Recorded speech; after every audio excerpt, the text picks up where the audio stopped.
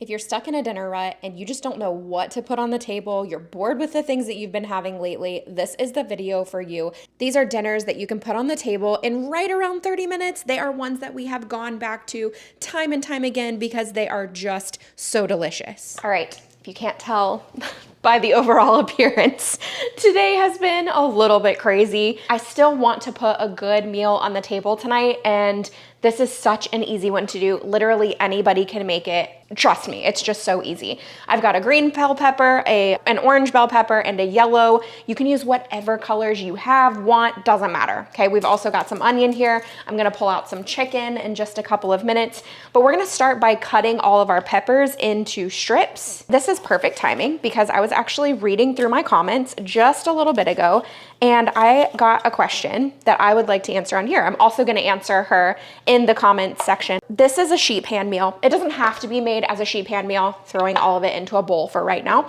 but I make it on a sheet pan because it makes it so easy. Obviously, you can make them in a cast iron skillet or something like that over on your stovetop. That is totally fine too.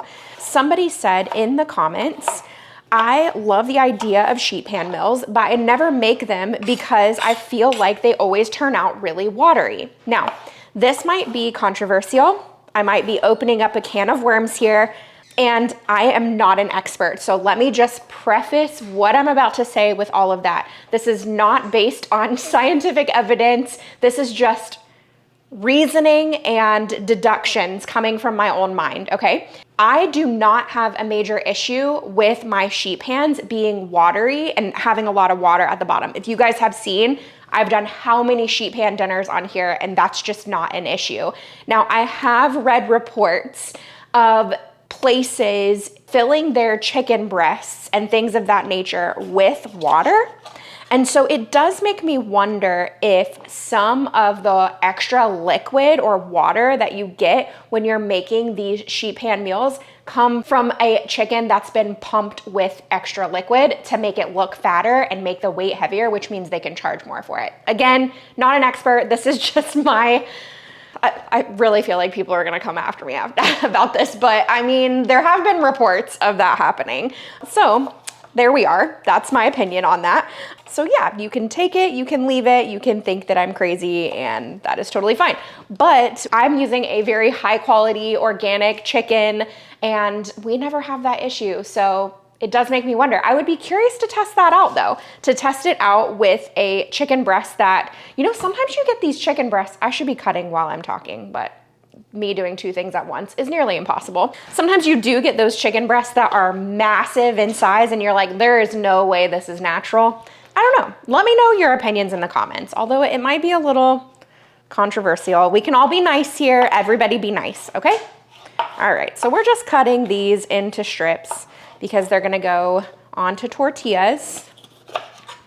And the cool thing about fajitas is you can put whatever you want in them. Obviously, you could do beef, you could do chicken, you could do a pork, like a carnitas. So many different ways to go about this. So don't let the recipe that this isn't even a recipe. This is just my brain. This is a very common thing to have in our household. So don't let the exact ingredients that I'm using stop you from using something else and even experimenting. All right, let's pull off the outer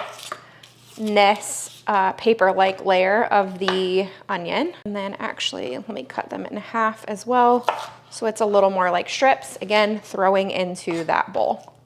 And although not everybody eats onions in our house, they'll be all right. All right, so personally, when I make fajitas, I actually like to go a little overboard and make extras because I do think this makes a great lunch the next day. If we don't have something prepared or, whatever the case may be, this is such a great reheat option. You already have tortillas in the refrigerator and you're just tossing it all together. Okay, I've got two decent sized chicken breasts here. They're not overly sized, but they're decent sized. I'm gonna cut them in half like this to make them a little bit thinner. I usually do that. You guys have seen that here before. Nothing new. Okay, like so. And then I'm going to cut them into strips. Take off any of the little fatty pieces because it's gross. All right, and we don't want huge strips. That's a preference. Toss it in there. because we want them to easily fit on a fajita and not be overly sized, especially with the kids, because then I have to go back, especially with my son, and cut them smaller anyway. So we're gonna make good fajita size strips. So now I've got everything chopped and cut all here in this bowl, and I'm gonna start to mix in the flavors that we love. This is completely up to you. I'm gonna show you all the stuff that I throw in there, but you go with what works for you and your family. Now, you've probably noticed that I rarely use seasoning packets, and honestly, it's not because I have anything against them. It's because the majority of seasoning packets are already made up of ingredients that we have on hand. So if it is easier for you to pick up a fajita seasoning packet and dump that in, please feel free to do that. So easy to do. I'm gonna add some oil. This is avocado oil, and I'm probably going with a little over a tablespoon because we've got a good amount of stuff in here. Gotta have salt, okay? You gotta season with salt. So let's do, I'm gonna start with a little bit, about a teaspoon and a half. And then this is Italian seasoning, Italian herbs. Maybe a teaspoon of this. I don't know, we might go a little heavier with this. Good flavors here. Okay, now I like to add in a touch of cumin. I think this is great flavor on fajitas. So let's do maybe a half teaspoon of that. We've got cayenne pepper. This one you wanna be careful with. You don't wanna overdo it, obviously, if you don't like spice, or just leave it out altogether. 1/4 to a half teaspoon on this one. Chili powder, I think, is delicious in fajitas, so I'm gonna do probably a teaspoon to a teaspoon and a half on this one. Garlic powder, you can add in minced garlic if you want to. Let's go with about a teaspoon on this. Again, remember, I have a decent amount of stuff in here. And then about a teaspoon of paprika. This is absolutely one of my favorite things to add. So we've got, as you can see, there's a lot of flavor here. All right, tongs, and toss it all together, making sure everything gets flavor. I love the colors in here. I mean, that is probably one of my favorite things about fajitas. If you've been here for a while, you know we're all about the color. Okay, I think we're pretty good and mixed here. I'm looking at it and I do think it needs a touch more oil. So I'm gonna add just a little bit more. A lot of this is just by sight, guys. I'm giving you overall instructions, and I will have them written out, or I'll have the link in the description box. As you really get comfortable with cooking, so much of this is about sight. Also, I've had several questions. If you don't know where the description box is, if you look below where I'm talking right now, there's the title of the video, and then it will have a little short description, and it'll say something like see more or click here, something like that, to expand that description box.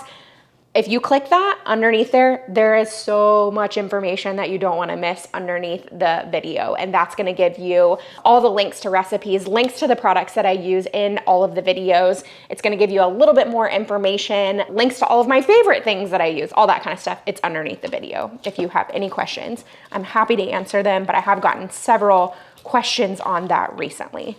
So I thought I would mention. Okie dokie, that looks good to me. I've got my parchment lined baking sheet here, and we can just start to add. You can really just dump it out on there if you want to.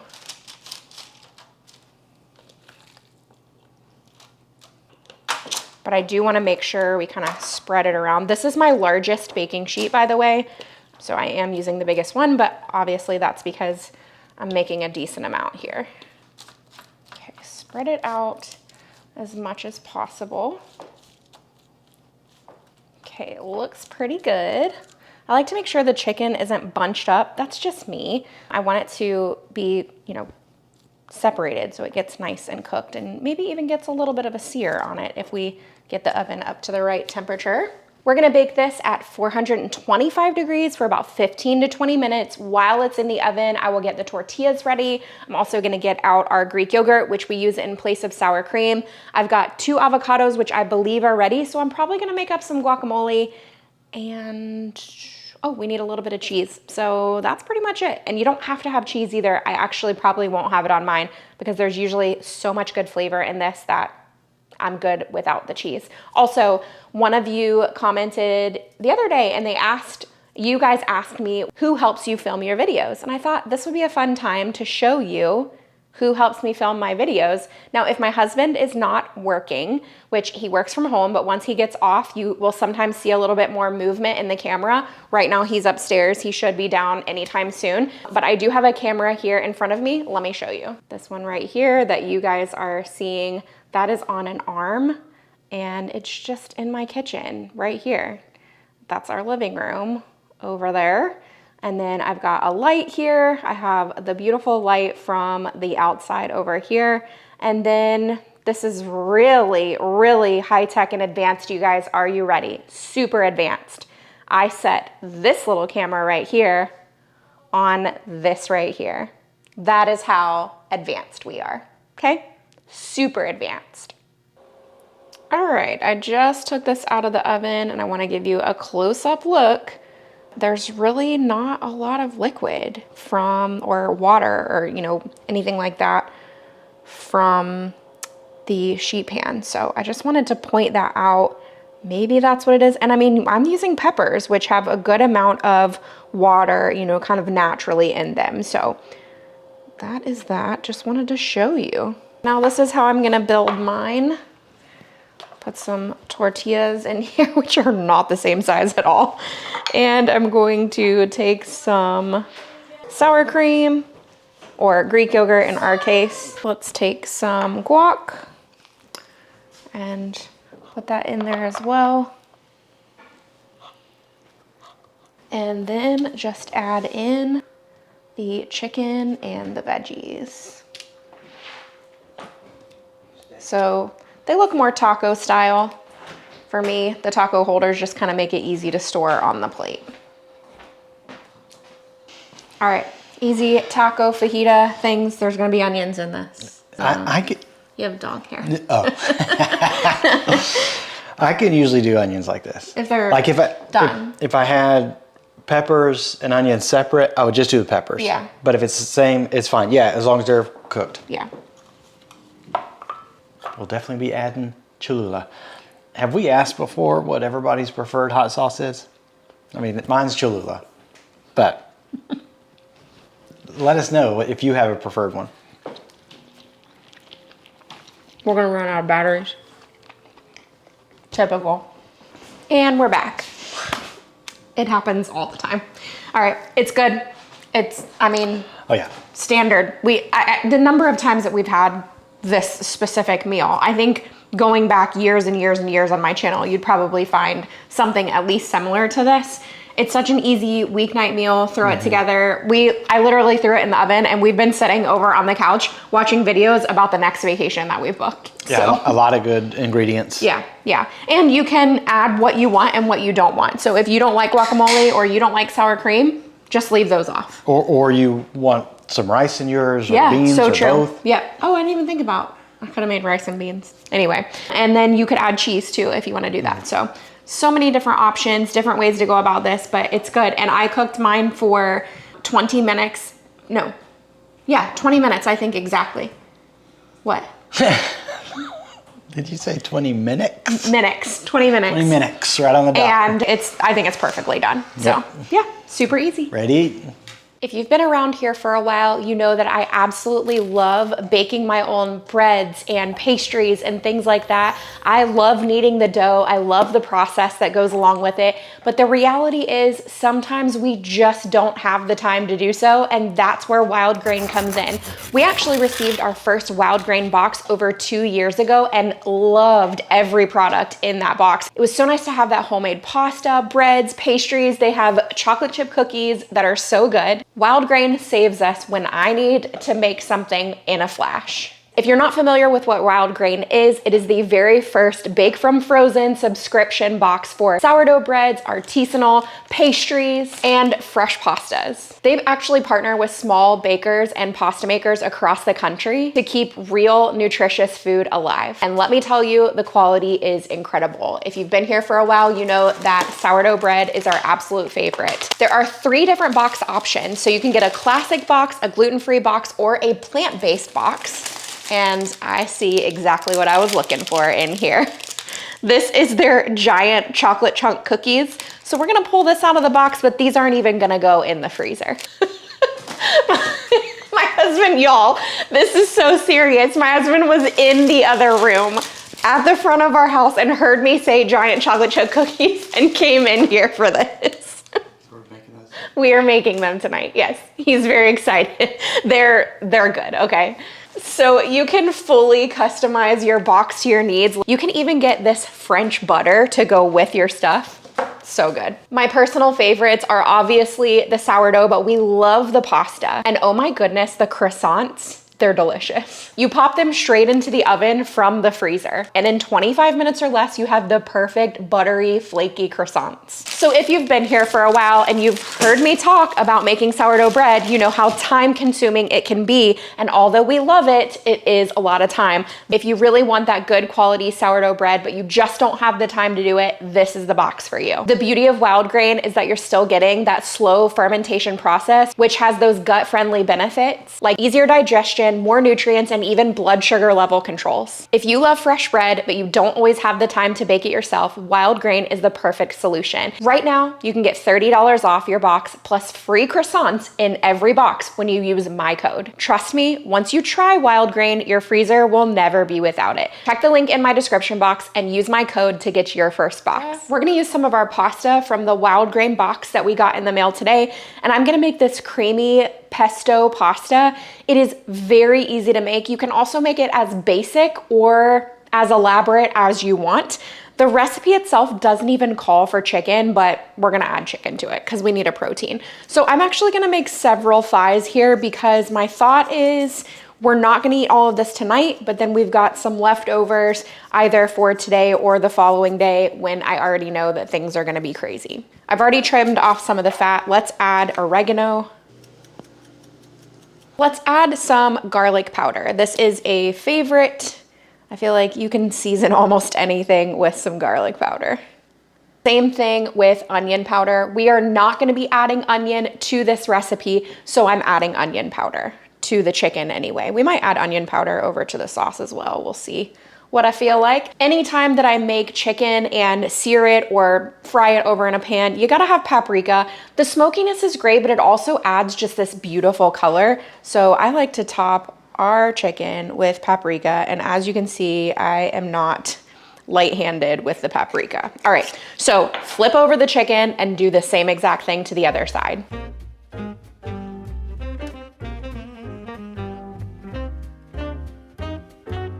I already have a pan heating over on the stove. We can probably make 3 pieces to 4 pieces at a time. I'm gonna go ahead and take that over there and sear them off. We are gonna cook them all the way through though. And while we do that, while they're over there cooking, then we can prep the vegetables that are gonna go into this pasta. Okay, I do have a little bit of oil in the pan. Not much though, because it is chicken thighs, so we shouldn't need a whole lot of extra fat to help these out. Don't crowd your pan though. That way you're gonna get a nice good sear. And we are sitting on medium heat right now. On the other side of the stove here, I've got some water that we're starting to boil for the pasta. All right, so my husband is gonna move over to the chicken to make sure that that goes well. This recipe calls for, what's it called? Green bell pepper. We don't have any green right now, but I already had yellow and I had red. So I'm just going to dice up the yellow and the red so that we can put that in there. And it's kind of a lot. It really only calls for 1, but it's you know, clean out the fridge so that it doesn't go bad. You guys tell I'm not comfortable with this knife. It's way too big for me. But the other one, my favorite one, I used to trim the chicken, and so it needs to be washed. I should have just washed it, but this one is, it's so big. All right, so we've got yellow pepper. Let's get some red in there too. Since it's a pesto pasta, it's gonna look beautiful to have these other colors in there. All right, chicken management is going really well over here. Look at that beautiful color. That is what we like. I don't want white chicken. I want my chicken to have good color. We are just gonna cook this all the way through. I'm also gonna cook the second batch, and then I'll come back and show you how we're gonna make the sauce. It's super easy.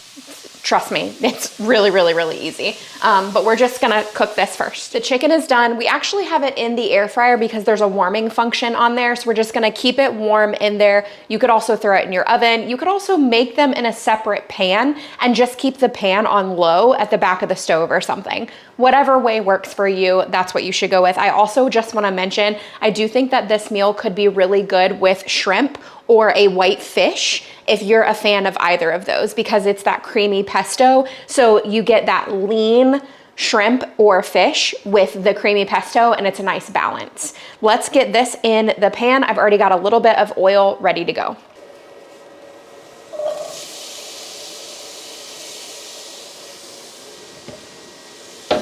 We do want to let these saute for at least 4 to 5 minutes. The longer that you let them soften up, the richer that depth of flavor of peppers. So I'm on a medium-high heat right now, and we're just gonna let these kind of saute and get some color on them. Let's add a few things though. Add some salt to these, just really bring out that depth of flavor. And then I'm gonna add similar flavors that I did to the chicken, just because then everything kind of matches. So a little bit of onion powder. Again, we're not using onion, but this is where you would add in the onion at this same time.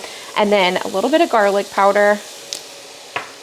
And let's add some oregano too. You could add this later on in the recipe, but personally, I like to add it in earlier than a lot of recipes call for, because I feel like it just kind of brings back the flavor of that dried herb. Yeah, you can smell it. Okay, so let's just let this work for a couple of minutes, and then we have some other stuff to add. The water is now boiling for the pasta, so we can probably go ahead and add in the pasta and start to cook that, because we're gonna need some pasta water in a minute here to add to the vegetables.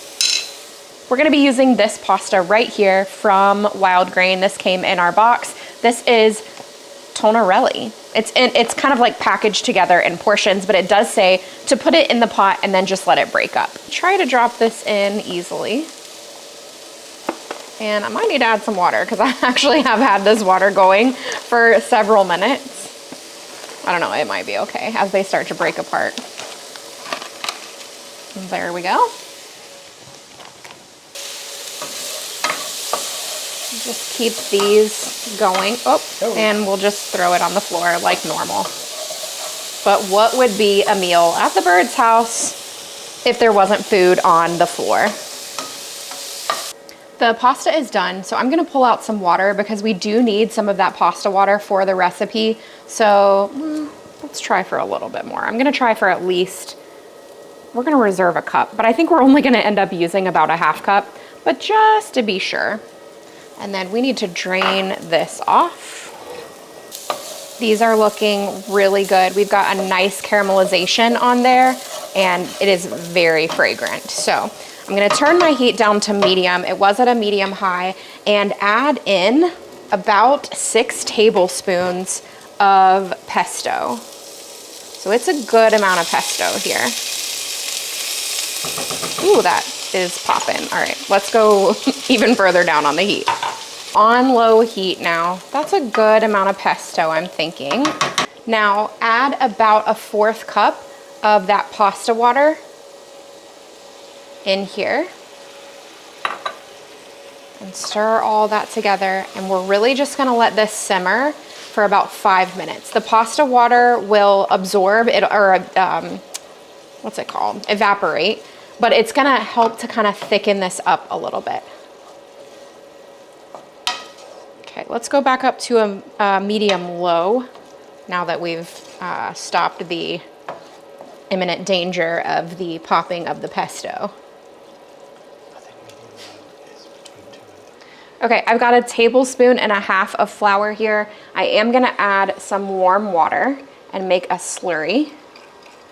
And this is really gonna help us thicken up that in just a minute here. I just wanted to go ahead and prep it.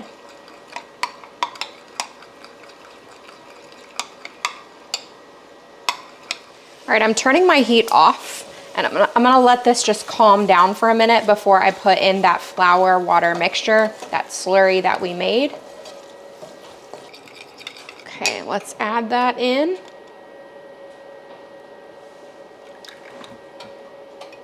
Now we're gonna add in some heavy cream at this point. And I only have about a cup of heavy cream. Overall, we really need probably 2 cups. So we're going to add some milk instead, and it'll be totally fine. Now just mix all that together, and then we will turn the heat back on because having the heat on is gonna help this sauce all pool together. The sauce will start to thicken up because of that slurry as well.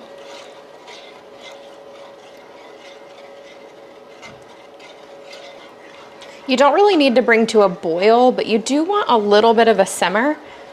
That's what helps the sauce thicken up. In just a minute, we're gonna add in the pasta and toss it all together. This is something that I learned recently, that if you're able to do that, to toss your pasta in your sauce, that it just kind of helps it all pull together. Also, if you don't feel like it is, take a little bit of that reserved pasta water, and that will help to just kind of make everything come together like it should. But yes, it is looking nice and thick. Oh yeah, a little bit of a simmer going on there. That's what we want.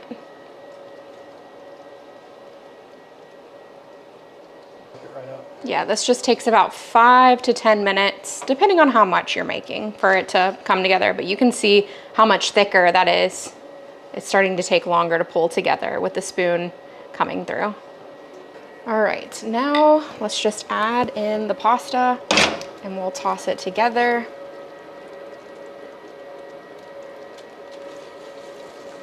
I'm gonna turn my heat all the way down to low.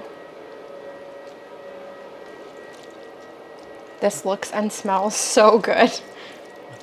Just kind of turning the pasta so that it will absorb, mix in with that sauce. I think we got a little bit of pasta left in there. Okay, at this point, I'm on low. I'm just gonna let this sit here for a minute while I cut up the chicken, and then we'll be ready to serve.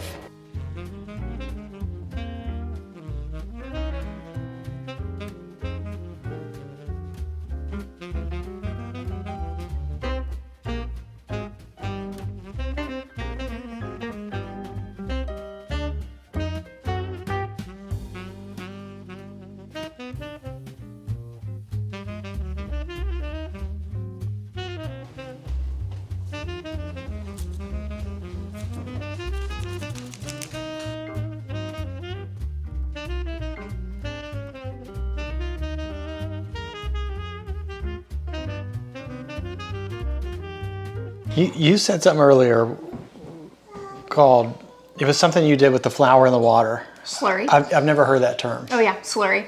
So it's just combining, I think it's relevant to flour and water or cornstarch and water or anything that I think, it might just be flour and water though, but yeah, slurry. And slurry is just mixing it together so it looks a little bit thicker. Yep. I mean, it's making, yeah, it's gonna ultimately make the dish thicker, the sauce. All right, we know how the chicken tastes now, so I'm focusing on the pasta here. Yep. The peppers looked good. The pasta itself is delicious. Like the texture of the pasta.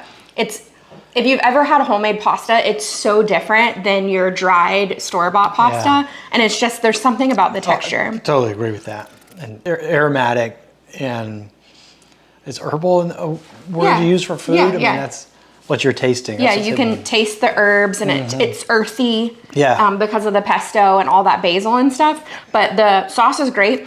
It probably could use a touch of salt, but I think it's really good the way it is. And like, I think we could have added salt to the sauce. However, I do think it would take away from that herby flavor that you're getting. It would, and you get a little saltiness from the pesto sauce anyway. Yeah, that's true. And the chicken, which has salt on it, but this is really good. That's delicious. I can't wait to dig in. Yeah, same. Like, let's get through this so we can get to the dinner table.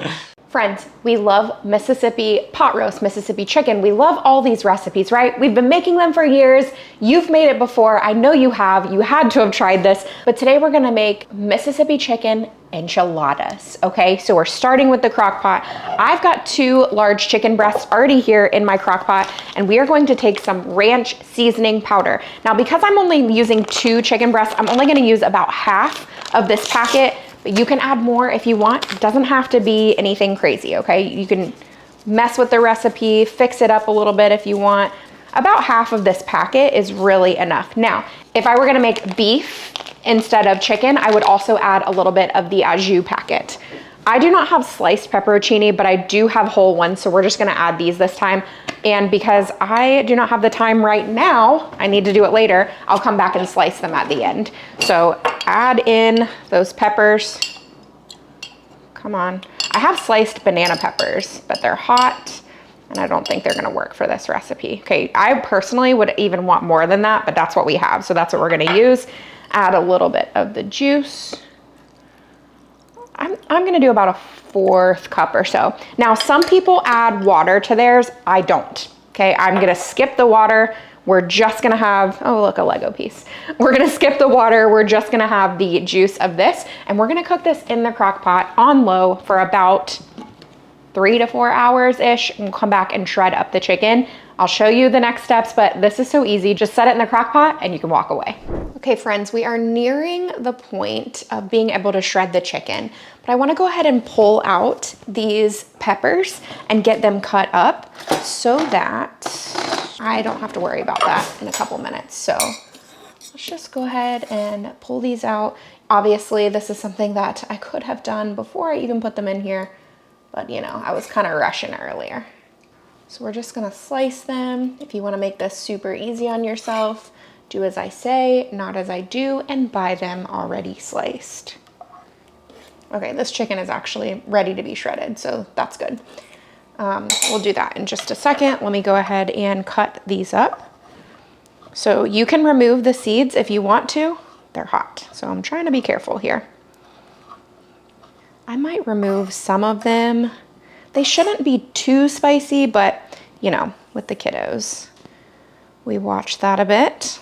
All right, now before I continue, I usually pull out some of the liquid because you don't always need all the liquid in here. I'd rather pull some out, and then if we need more, I can add it back in. So I just take some out. This is why I don't add extra water either. So I just take some out, just a bit. That's about a 1/4 cup. Set it to the side, and if we need more, then obviously we can add liquid back in. All right, at this point, I'm gonna take my mix and chop and just use that to break apart or shred the chicken. You don't have to have one of these. 2 forks works just fine. And now, depending on how much you're making, how much chicken you're making, you might wanna use more cream cheese than I'm using. I'm gonna add 4 ounces of cream cheese. And actually, yes, I think I will add back in the liquid because once we get that cream cheese in there, that'll be perfect. Maybe not even all of it. Okay, we need to add 4 ounces of cream cheese in. I let this soften up a little bit. Okay. Now, if you know what, I think I'm gonna add a little bit more. So maybe like 5 ounces. Let's just start to mix that together. Mine is really softened. If yours is not, just put the lid back on for a couple of minutes and then you'll be good to go. It'll soften itself up and you can mix all of this together. Now, if we had Greek yogurt, I would add it in. I completely forgot to order Greek yogurt. You can add some sour cream or Greek yogurt into this and it'll be delicious. Let's add those pepperoncini back in. I don't think we need any more of the liquid. Let's stir and give this part a little taste. Make sure it tastes really good. I know it's going to, but you know, we gotta verify before we go assembling this whole thing. Oh yeah, delicious. Okay, so let's just set that to the side. I'm actually gonna turn it to off because we really don't need it on. I do need to shred up some cheese. I really want to use Monterey Jack cheese this time. So I'm gonna shred this up. That way we can move forward with this recipe. So you guys know, it's cheese shredder time.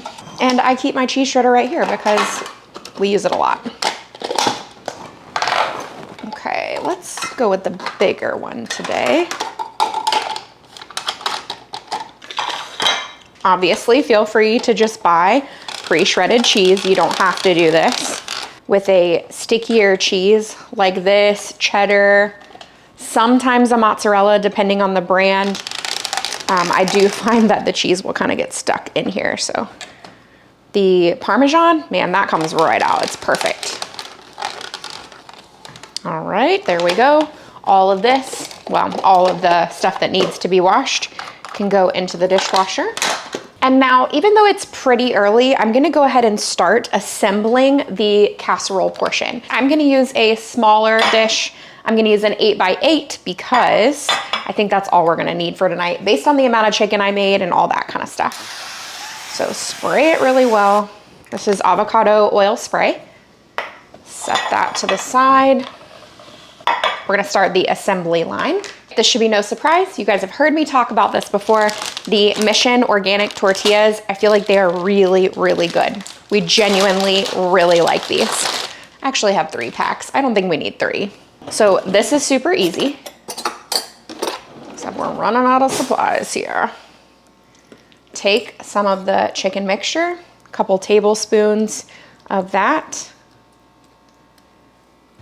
a little bit of cheese, and just roll it up. And then that goes in your dish, seam side down. And just repeat the process over and over. I feel like I'm gonna get 6 to 8. 6 to 8 is not gonna fit in this dish. What am I thinking? All right, rather than start it over, which is fine, I'm going to just grab another one and we'll have it here in case.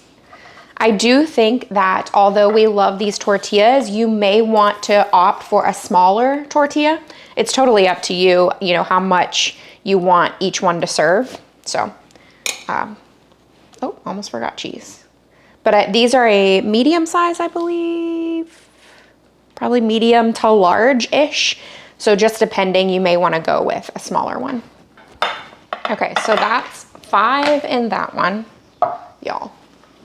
Just be better than me. Okay, now we take some heavy cream and you just kind of pour all over the top. Overall, I would say a half to 3/4 of a cup. You don't want to drown it in heavy cream, but you do want enough that it kind of, I don't know, adds to the moisture maybe.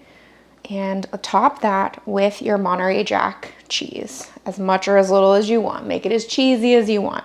Now, this is actually, I thought about it, and this is actually perfect the way that this worked out.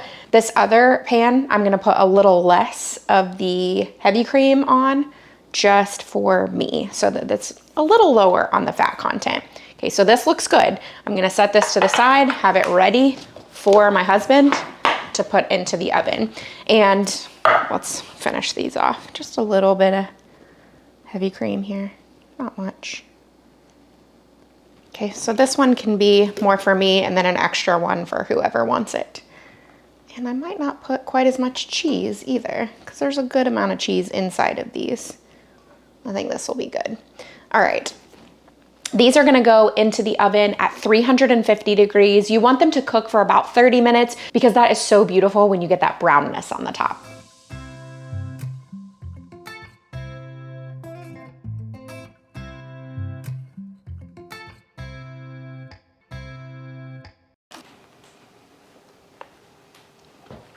Is it too hot? It wasn't? That's really good. You can see the creaminess of it. But you don't want to bite into an enchilada and it be dry, right? It is hot.